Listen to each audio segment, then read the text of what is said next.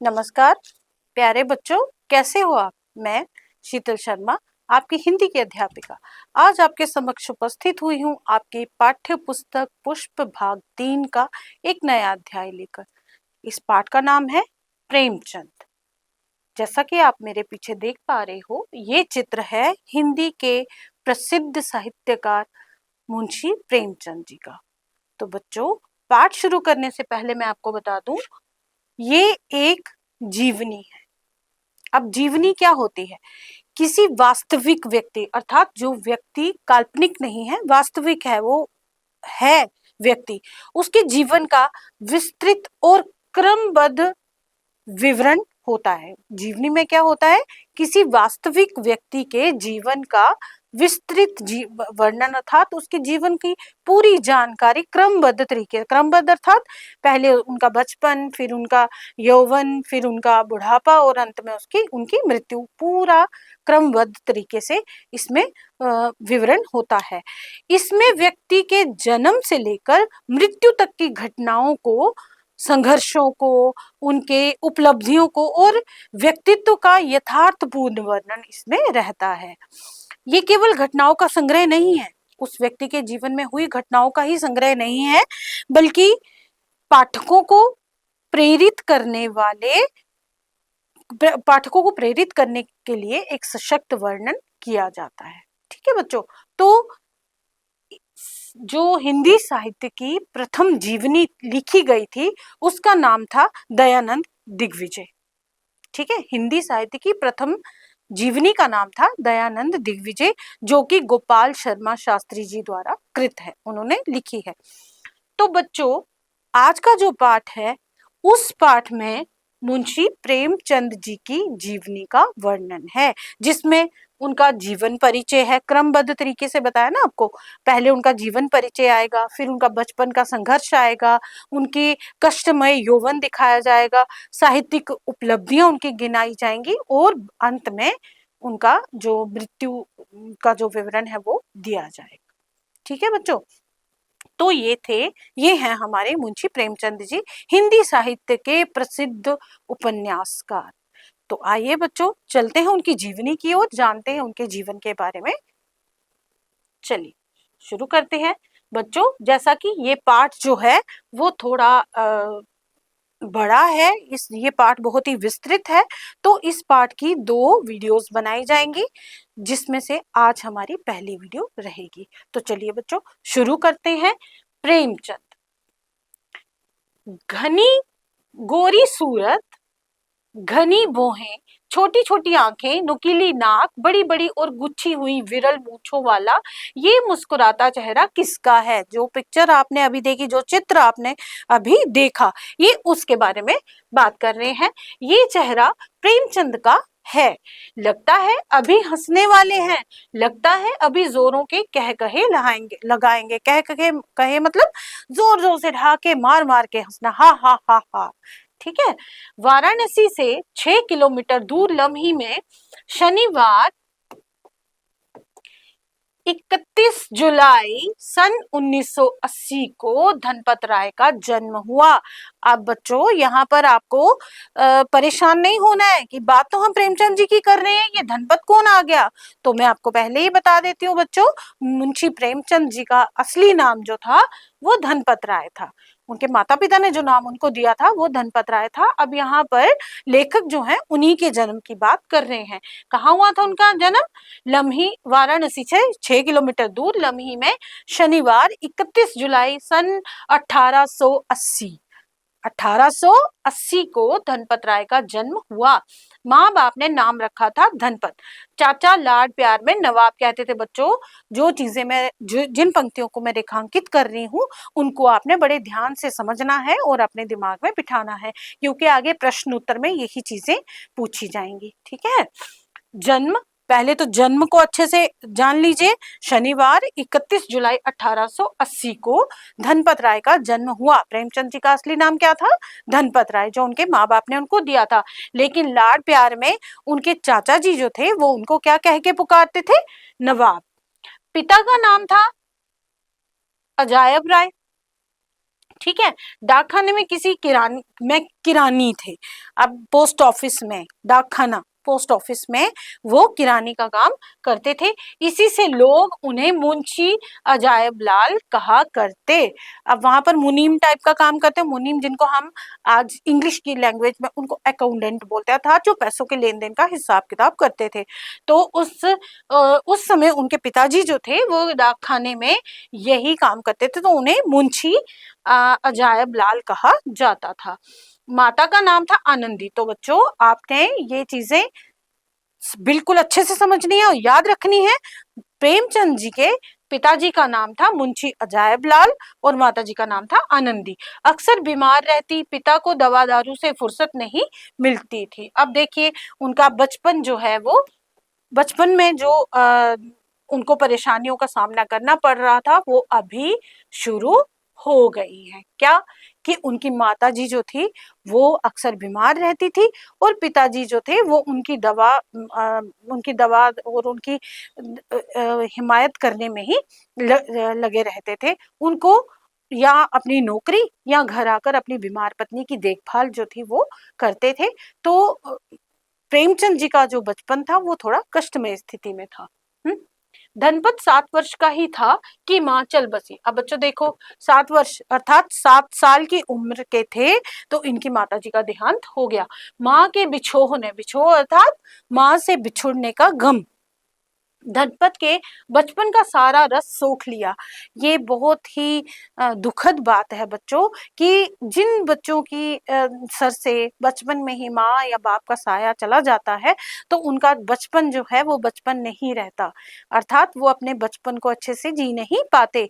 इसलिए माँ बाप का सदैव सम्मान करो। चलिए कुछ वर्ष बाद मुंशी अजायब लाल ने दूसरी शादी कर ली। अब घर में बच्चा था, घर को भी संभालना था, तो इनके पिताजी ने दूसरी शादी कर ली। अभाव और अभियोग से तो पहले से थे ही विमाता, अर्थात उनकी सौतेली माता, इंग्लिश में बोले तो स्टेप मदर, सौतेली माता, दूसरी माता। विमाता का निष्ठुर व्यवहार, अर्थात वो उनके साथ सौतेली माँ जो थी वो प्रेमचंद जी के साथ उनको कोई प्रेम नहीं था। वो उनके साथ हमेशा कठोर ढंग से बातचीत करती थी। निष्ठुर व्यवहार भी उनमें आ मिला। नई माँ बात बात पर डांटती, उसे धनपत में बुराइयां ही बुराइयां दिखती। कदाचित प्रेमचंद अपने उपन्यास कर्मभूमि, अब प्रेमचंद जी के द्वारा कृत यहाँ इसमें उन्होंने जो रचनाएं रची हैं उनका भी वर्णन यहाँ पर होता रहेगा। अब पहला वर्णन यहाँ पर किसका किया उन्होंने, कर्मभूमि के पात्र चंद्रकांत के द्वारा खुद अपनी ही व्यथा सुना रहे हैं। तो कर्मभूमि का जो उपन्यास उन्होंने लिखा है इसमें एक पात्र है, अर्थात एक कैरेक्टर है, उसका नाम क्या है, चंद्रकांत, जिसमें उन्होंने बचपन में खुद जो जो उनके ऊपर बीती है वो उन्होंने इस पात्र के द्वारा अपने उपन्यास कर्मभूमि में दिखाया है। बचपन वह उम्र है जब इंसान को मोहब्बत की सबसे ज्यादा जरूरत पड़ती है, क्योंकि छोटा बच्चा होता है, उसको माँ की भी प्यार की भी जरूरत है, बाप के प्यार की भी जरूरत है, भाई बहनों का प्यार भी उसको चाहिए। अर्थात बचपन जो है वो एकदम बच्चे का जो है वो उसको आराम चाहिए, उसको प्यार चाहिए, उसको केयर चाहिए, उसको देखभाल चाहिए, जो कि प्रेमचंद जी को नहीं मिली थी। उस वक्त पौधे को तरी मिल जाए तो जिंदगी भर के लिए उसकी जड़ें मजबूत हो जाते तरी, अर्थात पानी से वो अगर गीला रहे, तरबतर रहे, तो उसकी जड़ें जो है वो मजबूत हो जाती हैं। मेरी माँ के देहांत के बाद मेरी रूह को खुराक नहीं मिली, रूह अर्थात आत्मा। अब छोटे बच्चे की माँ अगर असमय उसकी मृत्यु हो जाती है तो बच्चा जो है वो एकदम से शॉक में चला जाता है, उसको सदमा लग जाता है कि माँ का वियोग तो बच्चों चाहे वो बड़ा हो चाहे वो बच्चा हो, माँ बाप का वियोग कोई सहन नहीं कर पाता। तो सोचो 7 साल की छोटी सी उम्र में उन्होंने अपनी माँ को खो दिया, जिसके कारण उनका बचपन जो था वो अच्छा नहीं रहा। वही भूख मेरी जिंदगी है। अब देखो वो अपने तड़पते हुए बचपन को कैसे बता रहे हैं। और यही कारण था कि बालक धनपत घर आंगन से भागकर बाहर खुले मैदान में अमराई में खेतों की तरफ निकल जाता था, साथियों के साथ गुल्ली डंडा खेलता था, पेड़ों पर चढ़ता था, आम की केरियां चुनता था, मटर की फलियां तोड़ता था, हवाई किले बनाता था। बच्चों, हवाई किले बनाना अर्थात काल्पनिक दुनिया में रहना, सपनों की दुनिया में रहना। तो यहाँ पर क्या है, जब घर में उनको सौतेली माँ का व्यवहार झेलना पड़ता था, उनकी बार बार डांट खानी पड़ती थी, तो उस डांट से बचने के लिए वो ज्यादातर बाहर ही रहते। गरीबी, घुटन और रूखेपन से त्राण पाने के लिए अर्थात कुछ समय के लिए राहत पाने के लिए बालक धनपत ने इस तरह एक सहज रास्ता निकाल लिया था। अर्थात घर की चिक चिक से दूर वो बाहर खेतों में, मैदानों में इधर उधर घूमने में निकाल देते। रोने खींचने वाली परिस्थितियों पर कह कहे हावी होने लगे। प्रेमचंद ने बचपन से ही मुसीबतों पर हंसना सीख लिया। अब क्या है बच्चों, यहाँ पर ये पंक्तियां हमें क्या सिखा रही हैं कि जब भी कभी कोई भी कठिनाई आए, कोई भी परेशानी आए, तो सर पकड़कर बैठने से अच्छा है उठकर उसका सामना किया जाए और अपनी आने वाले समय को, समय से लड़ने के लिए खुद को मजबूत किया जाए। वही प्रेमचंद जी ने यहाँ पर किया। धनपत के छात्र जीवन की आप बीती प्रेमचंद की कहानियों, उपन्यासों और आत्मकथाओं में बिखरी पड़ी है। अब उन्होंने बचपन का तो यहाँ पर उल्लेख किया ही है, उन्होंने अब अपने छात्र जीवन अर्थात अपने जो पढ़ने लिखने की उम्र थी उनकी, उसका वर्णन भी उन्होंने अपने कई कहानियों उपन्यासों में किया है, किसी और कैरेक्टर के, किसी और पात्र के नाम से। मेरी उम्र 8 साल की थी। अपने चचेरे भाई हलधर, उनके चाचा का बेटा था हलधर, के साथ में पास के गांव में एक मौलवी साहब के यहाँ पढ़ने जाया करता था। बच्चों, जिस समय की बात हम कर रहे हैं, प्रेमचंद जी के समय में इतने ज्यादा स्कूल्स नहीं थे, इतने हाई फाई जो बहुत बड़े बड़े स्कूल्स होते हैं जैसे आजकल हम देखते हैं, उस तरह के स्कूल्स तब नहीं होते थे। अक्सर बच्चे जो थे वो चाहे हिंदू हो, मुस्लिम हो, जो भी थे, वो मिलजुल कर बैठकर कहीं भी इकट्ठा कोई पढ़ा रहा है तो वहां पर बैठकर पढ़ लेते थे। एक आधा इक्का दुक्का कोई गवर्नमेंट स्कूल होता था तो वहां वो लोग पढ़ते थे। तो ये कहाँ जाते थे, एक मौलवी साहब थे जो बच्चों को बिठाकर पढ़ाते थे, तो ये भी वहां पर जाकर पढ़ते थे। हम दोनों सवेरे बासी रोटियां अर्थात पहले की बनी हुई पुरानी रोटियां खा लेते। दोपहर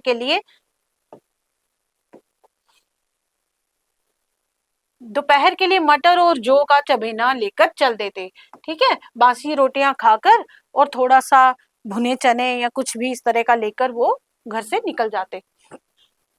फिर तो सारा दिन अपना था। मौलवी साहब के यहाँ कोई हाजिरी का रजिस्टर तो था नहीं, अर्थात आपकी अटेंडेंस होती है ना जब स्कूल में जाते हो, सुबह सुबह टीचर अटेंडेंस लगाता है, कौन आया है कौन नहीं आया है। तो प्रेमचंद जी के समय में ऐसा नहीं था, वहां पर कोई भी हाजिरी रजिस्टर नहीं था और ना ही गैर हाजिरी का जुर्माना देना पड़ता था। फिर डर किस बात का, कभी कभी हम हफ्तों गैर हाजिर रहते पर मौलवी साहब से ऐसा बहाना कर देते कि उनकी चढ़ी त्योरियां उतर जाती। चढ़ी त्योरियां अर्थात जब वो देखते कि बड़े दिन से ये गायब था तो वो गुस्से से उसको पूछते कि तुम कहाँ थे, तो वो कोई ऐसा बहाना बना देते जिससे मौलवी साहब जो थे वो गुस्सा नहीं होते और तुरंत ही उनका गुस्सा शांत हो जाता। बच्चे तो बहाने बनाने में वैसे भी माहिर होते हैं, आप भी बनाते हो ना। पिता का तबादला गोरखपुर हुआ। अब इनके पिताजी का ट्रांसफर हो गया, तबादला मीन्स ट्रांसफर, एक जगह से दूसरी जगह उनका तबादला हो गया। बच्चे भी साथ गए। गांव के मदरसे से शहर का स्कूल अच्छा था। धनपत की तबीयत पढ़ने में लग गई, गुल्ली डंडे का खेल पीछे छूट गया, शहरी नजारे आगे सरक आए, किताबें चाटने का चस्का इसी उम्र में लगा। अब देखो, जब वो गांव से शहर की तरफ आते हैं तो यहाँ का जो पढ़ाई लिखाई का माहौल था वो प्रेमचंद को बहुत अच्छा लगा और वो गांव में इधर उधर टहलना, गुल्ली डंडा खेलना, पूरा दिन बाहर रहना, वो चीजें पीछे छूट गई और किताबों को चाटने का अर्थात उनको पढ़ाई का जो चस्का था, पढ़ाई करने का जो उनको ललक थी, वो यहीं पर आकर लगी। हजारों कहानियां और सैकड़ों छोटे मोटे उपन्यास धनपत ने इसी उम्र में पढ़ डाले। हाँ, ये साहित्य उर्दू का था। अब देखो, उस समय बच्चों ज्यादा मैगजीन्स, कहानियों की किताबें, उपन्यास इस तरह की हर एक भाषा में उपलब्ध नहीं था। तो जो थोड़ा बहुत उपन्यास इनको, साहित्य जो इनको मिले, वो कौन सी भाषा में थे? उर्दू भाषा में। तो इन्होंने वो उतनी सी उम्र में ही ज्यादा से ज्यादा उपन्यास जो थे उर्दू में थे वो इन्होंने पढ़ डाले। हमारा कहानी का शायद पैदा हो चुका था। रात को अकेले में डिबरी की मध्यम रोशनी में उसने गल्प रचना शुरू कर दी। 20 पन्ने यूं ही लिख जाना और उन्हें फाड़ डालना, ये सब कितना अच्छा लगता होगा तब धनपत को। अब देखो, ये बचपन जो होता है ना बच्चों, इसको आप जिस तरफ लगा लोगे ये उसी तरफ आपका रुझान उसी तरफ हो जाएगा। अगर आप अपना रुझान अच्छी आदतों की तरफ लगाओगे, आपके दोस्त अच्छे होंगे, आपको वो पढ़ाई लिखाई की तरफ ज्यादा आपका रुझान रहेगा, तो आपका दिमाग भी उसी तरफ चलना शुरू हो जाएगा। और अगर आपकी संगत अच्छी नहीं है, आप बुरा तो बच्चा कोई भी नहीं होता है, लेकिन जो बुरी संगत में बच्चे फंसे हुए हैं, अगर उनके साथ आपकी संगत बनती है, आप उनके साथ इधर उधर चले जाते हो घूमने, आप उनके साथ पढ़ाई में कम और इधर उधर टहलने में ज्यादा समय बिताते हो, तो आपका रुझान उसी तरफ बनता जाएगा। इसलिए जो अपना बचपन है बच्चों, इसको सही से, अपनी पढ़ाई की उम्र जो है, इसको आपने सही रास्ते पर लेकर जाना है। देखना, जैसे ही आप अपनी संगत, अपने मित्र मंडली जो है वो आपकी सही होगी, तो आप भी सही राह पर चल पड़ोगे। तो उसी तरह जो ये हमारे कहानीकार प्रेमचंद जी का यहाँ पर वर्णन हो रहा है, तो उनके बचपन के बारे में जो बता रहे हैं कि जब वो पढ़ने लिखने की उम्र थी, गांव से जब वो शहर आए तो उनको पढ़ाई का चस्का लग गया। उन्होंने कई उपन्यास जो थे वो पढ़ डाले। तो उससे क्या हुआ, उनके अंदर भी एक जिज्ञासा उत्पन्न हुई कि मैं भी कहानी लिखूं, मैं भी कहानी की रचना करूं। तो उसी जिज्ञासा में उन्होंने जो उनका रुझान था वो उस तरफ जाने लगा कि मैं भी एक लेखक बन सकता हूँ। तो उन्होंने भी कहानियां लिखना शुरू कर दी।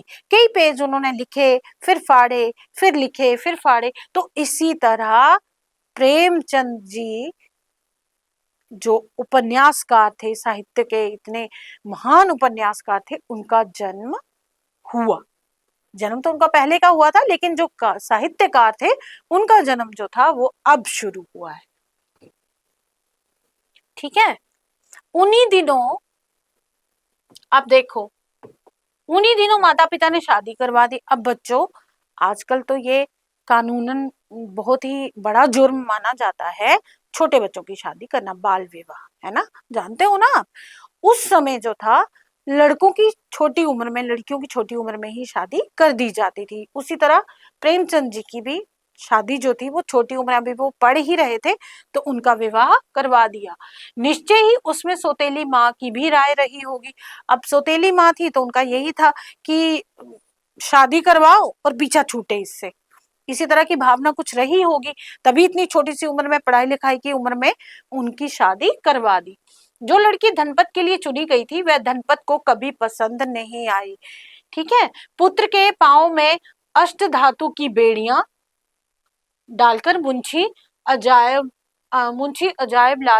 लाल ने हमेशा के लिए आंखें मूंद ली। देखो, इतनी छोटी सी उम्र में उस बच्चे की शादी कर दी, जिसको ना वो जानते हैं, ना जिसको पहले कभी देखा है, और ना ही उनके साथ उनकी कभी बन पाई। तो अब शादी होते ही उन्होंने अष्ट धातु की बेड़ियां, अर्थात उनके पाँव में बेड़ियां। अब इतने छोटे छोटे बच्चों की शादी आपने कर दी है, उनके ऊपर जिम्मेदारी आ जाती है, परिवार का एक सदस्य बढ़ जाता है, परिवार की जिम्मेदारी बढ़ जाती है। तो वो जिम्मेदारियों की बेड़ियां प्रेमचंद जी के पाँव में डालकर उनके पिताजी ने भी आंखें मूंद ली, अर्थात उनकी भी मृत्यु हो गई। परिवार पर मुसीबतों का पहाड़ टूट पड़ा। अब घर का जो मुखिया था वो नहीं रहा, तो घर की जिम्मेदारी किसको संभालनी थी? प्रेमचंद जी को, क्योंकि उनके बाद, अपने पिताजी के बाद तो वही बड़े थे ना। अपनी इन दिनों की दशा का वर्णन प्रेमचंद ने जीवन सागर में किया है, उनकी एक और रचना। ठीक है। पाँव में जूते ना थे, देह पर साबुत कपड़े ना थे, महंगाई अलग थी, रुपए में 20 सेर के जो थे। ठीक है। रुपए में 20 शेर के जो थे, उस समय की जो पैसे की कीमत जो है वो बताई गई है कि 20 रुपए में 20 शेर के जो थे, रुपए में 1 रुपए में 20 शेर जो आते थे। स्कूल में 3:30 बजे छुट्टी मिलती थी। काशी के क्वींस कॉलेज में पढ़ा था। अब उन्होंने अपनी पढ़ाई पूरी कर काशी का एक कॉलेज है क्वींस कॉलेज, वहां पर जो वो पढ़ाने जाते थे। हेडमास्टर ने फीस माफ कर दी, पढ़ने जाते थे, हेडमास्टर ने फीस माफ कर दी थी। इम्तिहान सर पर था और मैं बांस फाटक एक लड़के को पढ़ाने जाता था। ठीक है, जाड़ों के दिन थे, 4 बजे पहुंचता था, पढ़ाकर 6 बजे छुट्टी पाता। अब देखो इतनी छोटी सी उम्र में उनको किन किन परेशानियों का सामना करना पड़ा था।